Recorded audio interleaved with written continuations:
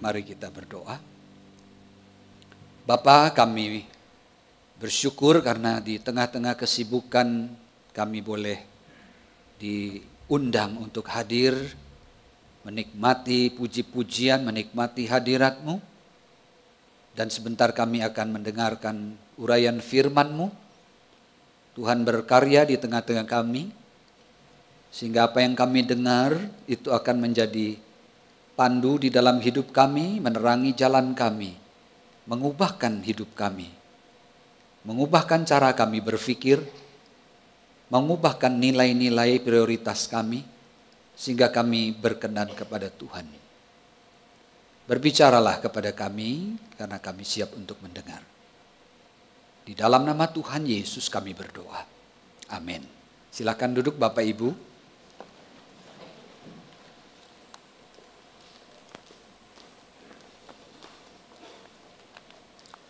Saya akan mengajak Bapak Ibu untuk membaca dari Roma pasal yang ke-12 ayat 1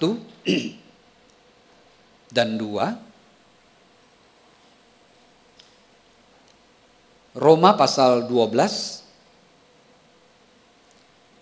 ayat 1 dan 2. Karena itu saudara-saudara, oleh kemurahan Allah aku menasihatkan kamu supaya kamu mempersembahkan tubuhmu sebagai persembahan yang hidup, yang kudus, dan yang berkenan kepada Allah. Itulah ibadahmu yang sejati. Janganlah menjadi serupa dengan dunia ini, tetapi berubahlah oleh pembaruan budimu, sehingga kamu dapat membedakan mana kehendak Allah, apa yang baik, yang berkenan kepadanya, dan sempurna. Sampai di sini pembacaan firman Tuhan. Yang berbahagia kita yang membaca, merenungkan dan melakukan firman Tuhan. Saudara, seorang pemuda mencari gereja dan kemudian dia menemukan gereja yang cocok. Ya, biasanya kita kalau cari yang cocok. Ada satu orang yang merasa cocok, mungkin 10 orang merasa tidak cocok. Nah, ini pemuda cocok. Saya sudah menemukan gereja yang saya inginkan. Kenapa? Saya suka. Karena saya tidak perlu mengubah gaya hidup saya yang suka pesta pora, suka melakukan ini dan itu yang tidak sesuai dengan firman Tuhan, tapi saya suka karena saya tidak perlu mengubah itu. Gereja itu membuat saya merasa bersalah. Seringkali saya berjumpa dengan gereja yang membuat saya bersalah. Nah, gereja ini tidak membuat saya merasa bersalah. Saya puas ketika saya hadir di gereja itu. Ini sekalian ya, menjadi akhir pekan yang begitu menyenangkan. Nah, saya khawatir saudaraku bahwa kita itu memiliki kemiripan dengan pemuda ini. Saya tidak perlu berubah. Berbeda pula dengan seorang koresponden radio National Public, namanya Barbara Bradley. Barbara Bradley. Dia katakan bahwa jurnalisme itu sangat keras, bahkan tidak ada perasaan atau tidak berperasaan. Pada waktu dia bicara dengan para wartawan yang ingin menjadi seorang jurnalis, saudaraku, dia berkata dengan terus terang begini, saudaraku, jika saya mendapati hati saya itu mulai keras, saya akan meninggalkan pekerjaan ini. Ini adalah hanya sebuah karier. Untuk apa aku menggadaikan karakter yang begitu baik untuk sebuah karier? Saya akan tinggalkan pekerjaan ini. Jadi menarik sekali saudara, karena ada orang yang tidak mau diubahkan sedikit pun. Tetapi ada orang yang juga berani mempertaruhkan bahkan hidupnya dan karirnya itu agar sesuatu yang berharga di dalam hidupnya itu tidak hancur. Nah, saudara dan saya menjadi orang Kristen, saudara itu sudah dipanggil untuk meninggalkan hidupmu yang lama dan datang kepada Tuhan supaya saudara dibentuk menjadi orang yang sesuai dengan apa yang diinginkan Tuhan. Apakah saudara berani membayar harga?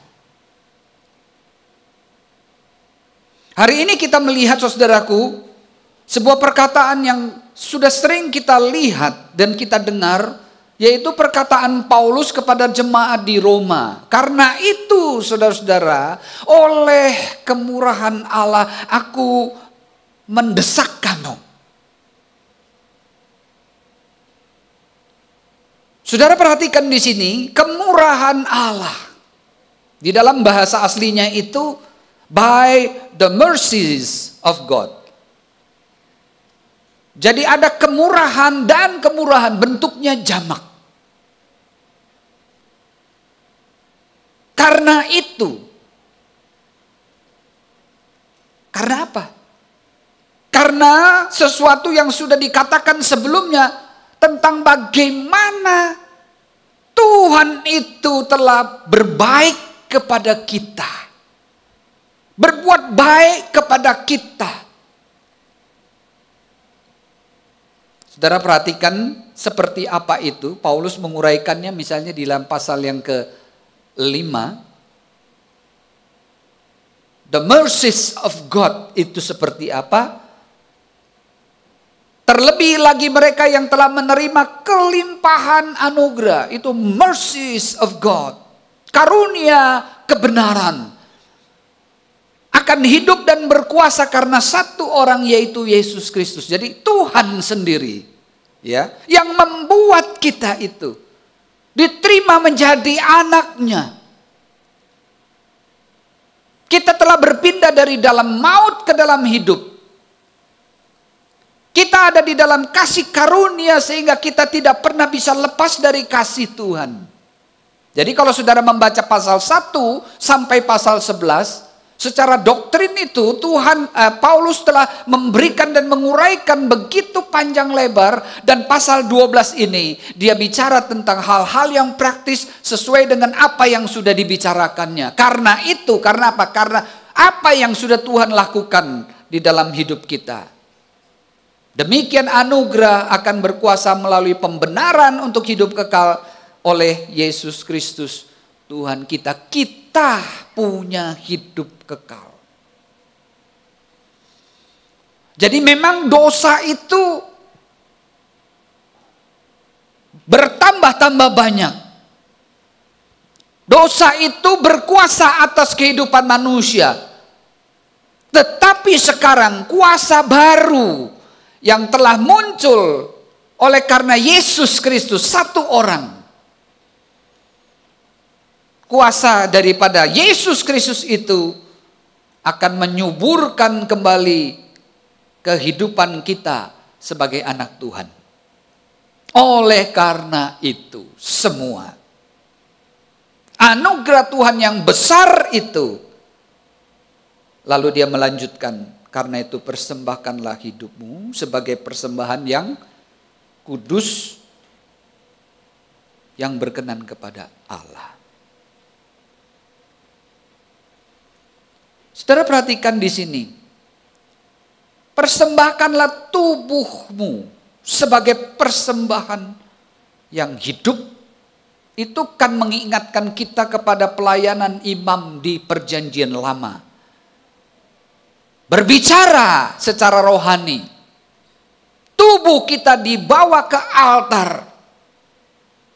Tidak seperti Perjanjian Lama yang membawa hewan yang kemudian mati. Justru kita yang sekarang dulunya mati, kita sekarang dihidupkan dan kita mempersembahkan hidup kita itu kepada Tuhan.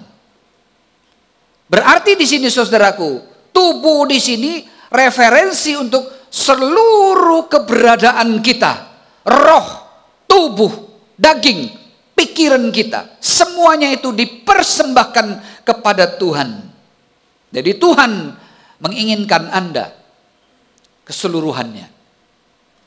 Bukan hanya pekerjaan. Bukan hanya apa yang kita lakukan untuk Tuhan, tetapi seluruh hidup kita. Tuhan menginginkan itu. Jadi saudara yang kekasih di dalam Tuhan, seluruh hidup kita tidak ada yang tersisa. Itu milik Tuhan. Seperti minggu lalu kita sudah bicara tentang persembahan. Milik Tuhan. Dan kita melihat bahwa ibadah yang sejati disebutkan di sini itu adalah ibadahmu yang sejati atau ibadahmu yang rasional. Kata latrein itu adalah service dalam bahasa Inggris. Dalam bahasa Indonesia boleh dikatakan sebagai pengabdian atau pelayanan kepada Allah.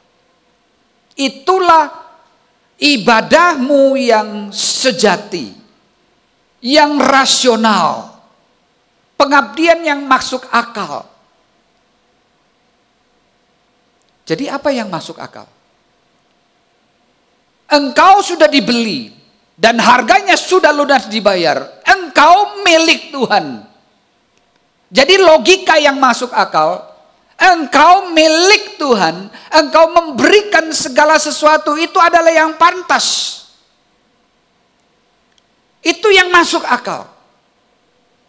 Pengabdian, pelayanan kepada Allah seperti yang diterjemahkan dalam terjemahan lama, ini adalah ibadahmu yang patut. Nah, saudara perhatikan, ibadah kita yang patut, pelayanan kita yang patut itu seperti apa? Kalau di sini disebut di logiken atau logikos, itu bisa dipahami dengan cara yang macam-macam. Nah, di sini mungkin sekali berarti pelayanan yang rasional yang menunjukkan pelayanan yang bersifat moral dan spiritual kepada Tuhan. Itu berkaitan atau bertentangan dengan ibadat yang sifatnya itu mekanis, ibadah yang sifatnya lahiriah. Itu sebabnya kalau kita perhatikan di dalam beberapa tulisan yang lain, misalnya di dalam 1 Petrus ya atau Filipi pasal 3, sebab kita adalah orang-orang bersunat yang beribadah oleh Roh Allah. Spiritual. Bukan lahiriah. Jadi mempersembahkan tubuh kita sebagai persembahan yang hidup itu bertentangan dengan ibadah yang sifatnya lahiriah. Setelah kita memiliki kuasa yang diberikan oleh Tuhan yang mengubahkan seluruh hidup kita, kita memiliki kekuatan untuk datang kepada Allah melalui Roh Allah itu sendiri. Maka ibadah itu sifatnya rohani. Petrus juga mengatakan menjadi imamat kudus untuk mempersembahkan persembahan rohani. Bandingkan dengan Yohanes 4 ayat 24. Allah itu roh dan barang siapa yang menyembah dia harus menyembah dalam roh dan kebenaran. Seringkali orang Kristen itu menganggap ibadah itu cuma di gereja. Cuma ada di sini. Dan seringkali juga sangat lahiriah sifatnya. Ada banyak kritik terhadap ibadah. Karena kita merasa ibadah itu harus seperti ini, tidak boleh seperti itu. Kadang-kadang gereja itu sudah menjadi lembaga. Kalau sudah menjadi lembaga, gerakan rohnya itu dibatasi. Ya. Jadi saudara mesti berhati-hati meskipun ibadah kita ini bagus, meskipun semua tertata dengan rapi, tetapi jangan lupa, Roh Allah bekerja. Saudara tidak bisa membatasi itu.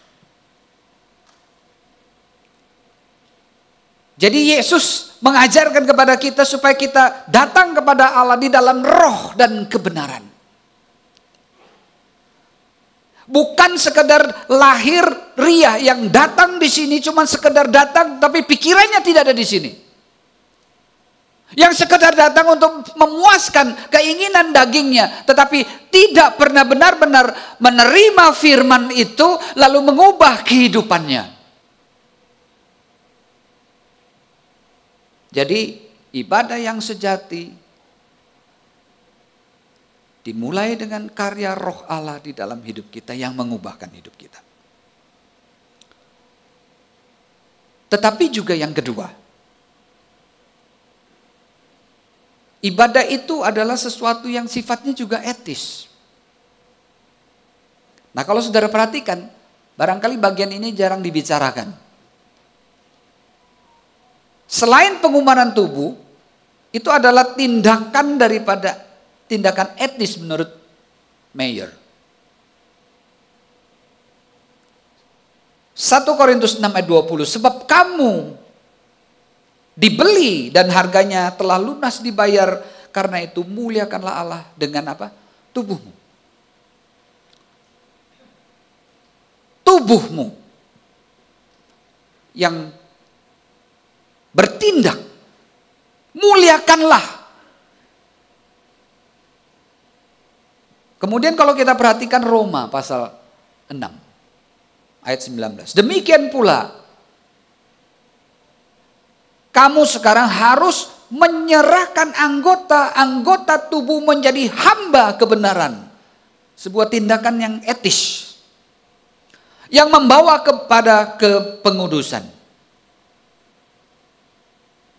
Jadi ada korelasi di antara ibadah di dalam roh Tuhan dengan kehidupan sehari-hari, di mana tubuh yang kita pakai itu mencerminkan apa yang dikerjakan oleh roh di dalam hati kita. Jadi kaki kita digunakan untuk berjalan atas permintaannya. Tangan kita menyibukkan diri untuk barang-barangnya. Lidah kita berbicara bagi Tuhan dan bukan yang lain. Telinga kita untuk mendengar perkataannya, bukan gosip. Mata kita juga dipakai untuk melihat sesuatu yang perlu dilihat di bawah kendali daripada Tuhan. Jadi jelas saudaraku, seluruh kehidupan dengan demikian akan menemukan siapa pemerintahnya di dalam hidup kita. Inilah ibadahmu yang sejati. Persembahkanlah tubuhmu. Saudara yang kekasih, di dalam perjalanan kita itu selalu ada pertentangan, karena roh itu memang apa? Penurut, tapi daging lemah. Di dalam perjalanan itu kita perlu terus-menerus menyerahkan itu ke dalam tangan Tuhan. Jadi penyerahan hidup itu bukan sekedar penyerahan terus-menerus setiap hari dalam jangka waktu yang panjang, karena memang itu perlu. Tetapi penyerahan hidup itu lebih bicara tentang kualitas kehidupan itu sendiri. Itu sebabnya perlu ada pengulangan-pengulangan, pelatihan-pelatihan di dalam hidup kita. Dallas Willard, dia mengatakan satu kata yang menakjubkan sekali. Dia katakan, formasi spiritual memerlukan transformasi tubuh. Yang barangkali kita tidak pernah memikirkan bahwa soal-soal spiritual itu ya spiritual. Kok ada hubungannya dengan transformasi tubuh? Karena orang Kristen itu suka memisah-misahkan di antara tubuh dan roh. Padahal kita adalah satu. Tidak ada dikotomi di situ. Selalu menyatu. Itu sebabnya pelatihan ulang terus menerus pemeliharaan tubuh yang tepat itu mutlak sangat penting. Kenapa saudaraku? Karena ketika hati kita berkehendak, yaitu kehendak roh, memasuki hidup yang baru, maka program yang lama, yaitu manusia kita yang lama itu akan terlalu menentang kita. Itu sebabnya saudara perhatikan ya, pergumulan Rasul Paulus itu sudah diselamatkan dia, sudah menjadi rasul. Saudara perhatikan apa yang saya garis bawah itu. Sebab bukan apa yang aku kehendaki, yaitu yang baik, yang aku lakukan. Rasul loh ini ngomong. Melainkan apa yang tidak aku kehendaki, yaitu yang jahat. Itu yang aku lakukan. Nah saudara mungkin seringkali mendengar perkataan kecenderungan melakukan kekeliruan. Kalau saya tanya di mana letak kekeliruannya? Di mana letak kecenderungannya? Jawabannya itu terletak di anggota-anggota tubuh kita. Jadi anggota tubuh kita mesti dididik. Sebab di dalamnya sudah ada peta. Kenapa ya kamu suka bohong? Kenapa ya ketika saya ada di dalam tekanan saya marah? Karena sudah ada petanya, kayak ada jalannya. Kenapa saya suka menceritakan keburukan orang? Sudah ada petanya. Itu kecenderungan yang lama.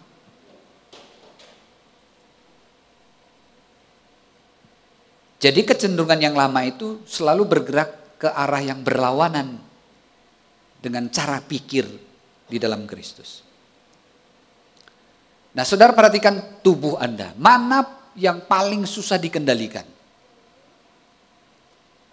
Pernah pikir begitu? Mana bagian tubuhmu yang susah sekali dikendalikan? Bagian tubuh loh ya. Kalau saudara perhatikan mungkin firman Tuhan menolong kita. Lidah itu merupakan bagian yang kecil anggota tubuh. Betul ya, paling kecil. Tidak juga paling kecil, kuku lebih kecil. Tapi ini bagian daging yang paling kecil tetapi dahsyat men. Kita itu seperti dulu ada zaman dulu masih kecil saya suka main juga bom-bom kar. Bom-bom kar tahu ya? Yang mobilnya itu depannya ada karetnya terus. Ya mobil matic lah zaman sekarang. Itu suka. Jadi tujuan kita naik bom-bom kar untuk apa? Untuk jalan sendiri? Oh tidak, itu tidak didesain untuk itu. Salah lu kalau masuk di situ. Masuk bom-bom kar itu memang tujuannya untuk dibentur-benturkan. Betul? Jadi kalau ada, wah istri saya naik, saya juga benturkan. Duber, kaget teriak-teriak. Anak saya bawa main, ya saya benturkan juga. Nggak tahu yang menang siapa, saya nggak tahu. Pokoknya dibenturin aja. Nah saudara perhatikan di sini. Ayat yang ke-6 dikatakan lidah itu merupakan satu dunia kejahatan di antara anggota tubuh kita. Sesuatu yang menodai seluruh tubuh. Nah, saudara mulai perhatikan, lili ini yang kecil ini menodai seluruhnya. Jadi ini yang menjadi persoalan kita.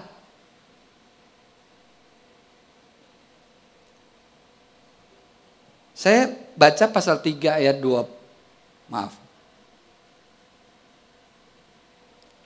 Tidak ada di sana. Sebab semua tersandung dalam banyak hal. Pasal 3 ayat 2, Yakobus.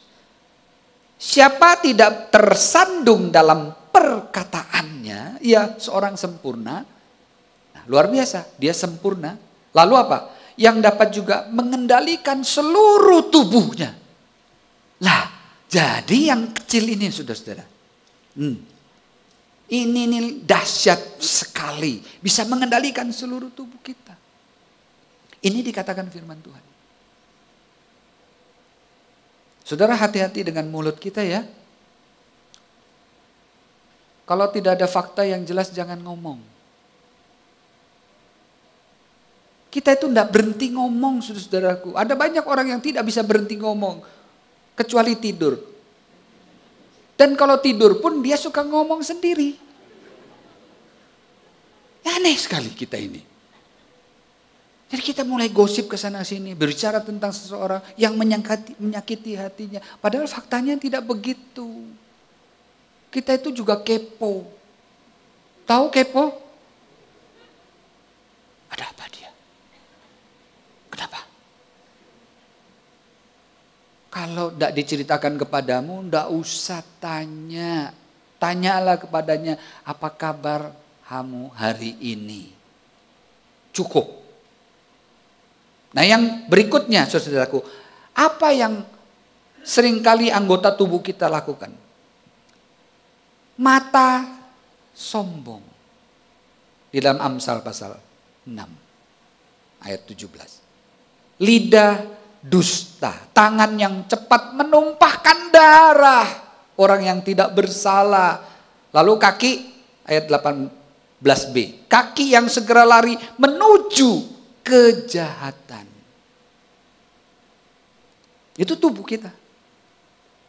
Yang mesti dipersembahkan sebagai persembahan yang hidup, itu artinya kita memang betul sadar. Bukan seperti hewan yang mati, yang tidak sadar. Hidup, kita tahu.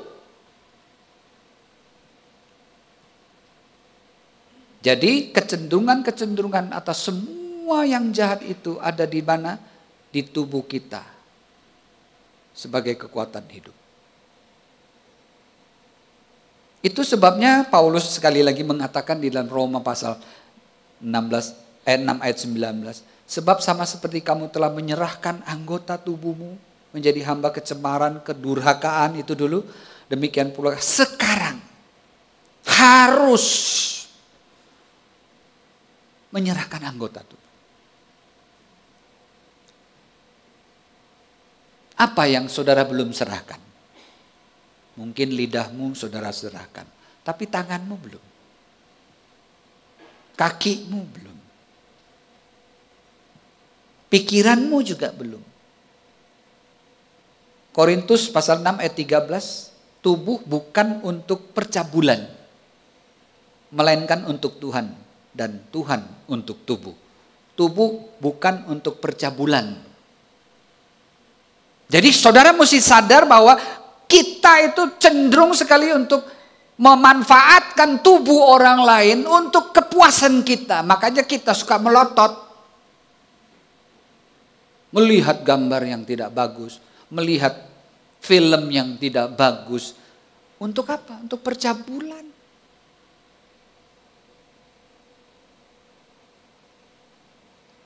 Ayat 15, Paulus mengatakan, tidak tahukah kamu bahwa tubuhmu semua adalah anggota Kristus? Suruh bayangin, kita tubuh ini dipakai untuk yang jahat, dan Paulus mengatakan tubuhmu itu anggota Kristus. Memalukan sekali. Jadi saudara yang kekasih, mari kita sadar bahwa Tuhan memanggil kita untuk datang ke gereja itu bukan sekedar saya tidak perlu berubah. Tetapi pada waktu saudara datang, saudara beribadah kepada Tuhan, saudara mempersembahkan segala sesuatu kepada Tuhan. Ingat, Tuhan ingin engkau dan saya itu berubah. Meninggalkan yang lama. Baru bisa menjadi orang Kristen yang dewasa. Kalau tidak dikonfrontir seperti itu, kita akan tetap seperti itu. Tidak akan pernah berubah. Bertahun-tahun saudara bergereja, tidak akan pernah berubah. Gereja pasti banyak masalah. Karena kita akan ketemu dengan orang yang begini, ada yang cepat tersinggung, ada yang suka marah-marah, ada yang cepat tidak puas dan lain sebagainya. Karena pikir ibadah cuma lahiriah. Saudara tidak pikir bahwa hidupmu di rumah, memperlakukan karyawanmu, memperlakukan mertuamu, memperlakukan istrimu itu adalah ibadahmu.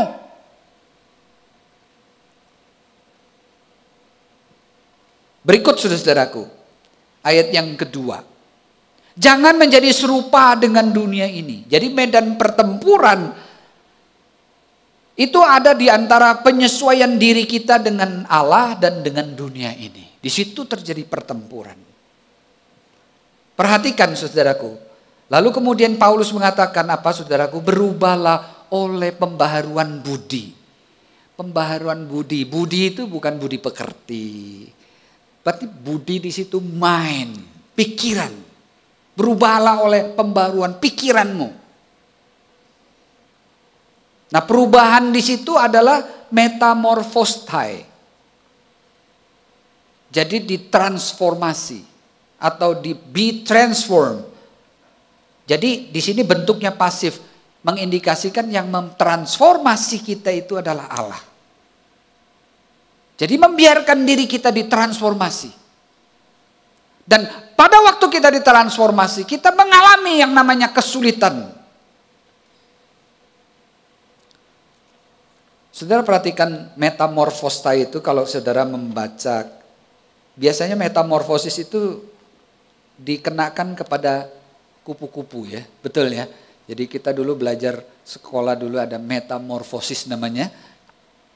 Kupu-kupu sebelum jadi kupu-kupu apa? Jadi ulat dulu ya, memang dia ulat dulu. Setelah ulat lalu menjadi kupu-kupu. Apa bedanya saudaraku? Ulat itu jalannya apa ini namanya? Merangkak, tapi dia enggak tahu dia punya kaki atau tidak ya. Ya, merambat. Kalau bahasa agak menakutkan tuh ngesot. Begitu. Nah, kupu-kupu itu terbang. Ulat makan daun. Dan rakus lagi. Tapi kalau kupu-kupu apa? Mengisap ya nektar itu, madu. Sebelum jadi madu. Mengisap itu lalu kemudian dikumpulkan jadi madu. Ulat itu menjijikkan, tapi kupu-kupu anggun. Ulat bergeraknya lambat, tetapi kupu-kupu terbang dengan cepat. Jadi metamorfoo itu perubahan yang berangsur-angsur menjadi lebih baik. Dan Paulus ingin jemaat Tuhan itu berubah gaya hidupnya. Cara pandangnya, cara melihat hidup itu berbeda. Sehingga ia dapat membedakan mana yang baik, yang berkenan kepada Tuhan dan sempurna. Tuhan ingin itu.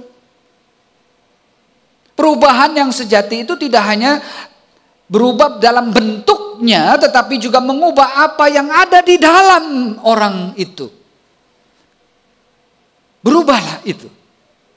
Saudara, kalau hanya berubah di dalam bentuk luarnya, itu tidak terlalu banyak berarti.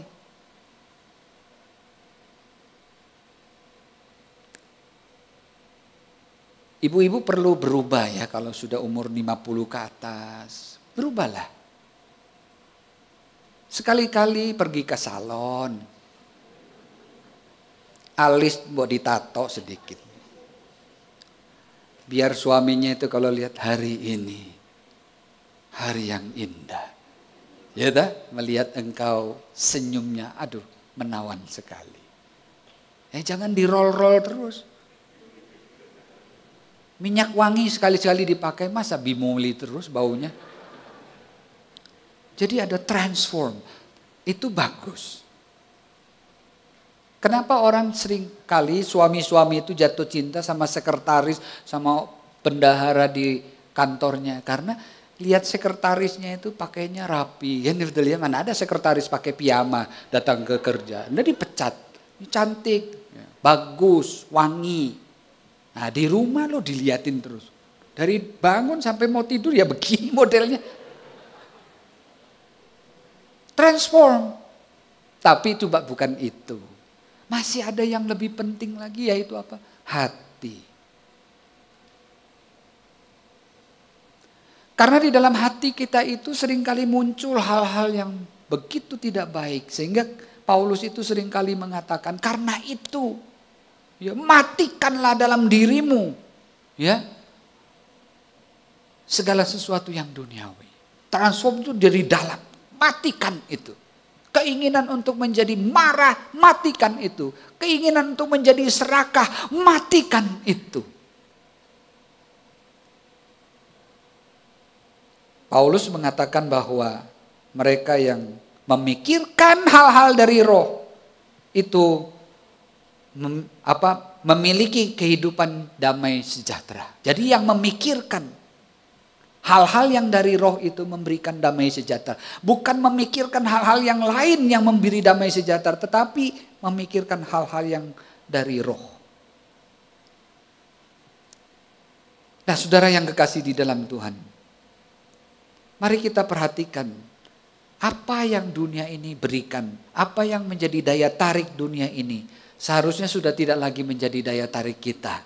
Ya, semua yang ada di dunia ini, keinginan daging, keinginan mata, keangkuhan hidup, itu bukan berasal dari Bapa. Dan itu akan lenyap. Di dalam Yohanes di situ dikatakan, dan dunia ini sedang lenyap oleh keinginannya. Jadi apa yang kita bisa pelajari, saudara yang kekasih?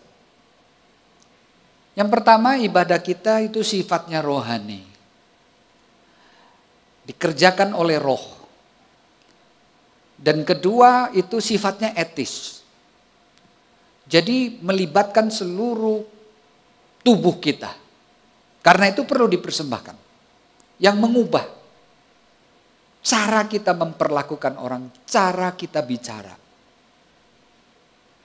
Dan berikut adalah orientasi jasmani kita tidak lagi kepada sesuatu di luar diri kita. Meskipun Tuhan memberkati kita dengan limpahnya, syukuri itu. Tetapi ingat di dalam hati, segala sesuatu itu akan lenyap. Kita harus mempertanggungjawabkan diri kita di hadapan Tuhan. Itu yang menjadi penting. Jadi kalau kita mendengar firman Tuhan, jangan sekedar berpikir atau berperasaan saja. Oh, perasaannya hari ini indah sekali, hari ini luar biasa. Tidak, tetapi apa firman Tuhan katakan kepadamu hari ini? Apa yang Tuhan ingin rubah di dalam hidupmu? Itu yang menjadi penting. Amin.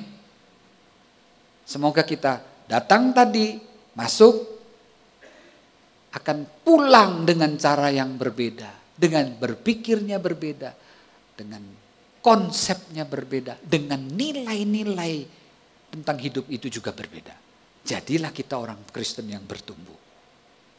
Mari kita berdoa. Bapa di surga, terima kasih. Kami bersyukur karena Engkau masih mengajar kami. Dan firman Tuhan ini menjadi patokan di dalam kehidupan kami. Tuhan tahu kecenderungan hati kami yang jahat. Ampuni kami Tuhan. Tuhan tahu apa yang ada dalam hati pikiran kami. Seringkali kami tidak ingin dirubah. Karena perubahan itu mahal harganya. Tetapi kami percaya kalau Roh Allah bekerja, tidak ada yang mustahil. Keluarga kami akan dipulihkan. Hubungan kami suami istri akan dipulihkan. Hubungan dengan anak-anak akan dipulihkan. Kalau kami mempersembahkan hidup kami kepada Tuhan. Berkati jemaat-Mu di Kartini dan yang menyaksikan lewat YouTube. Tuhan berkati kehidupan mereka, pergumulan-pergumulan mereka. Tuhan tahu. Tuhan akan pulihkan. Terima kasih Tuhan, kami berdoa demi nama Tuhan Yesus. Amin. Terima kasih.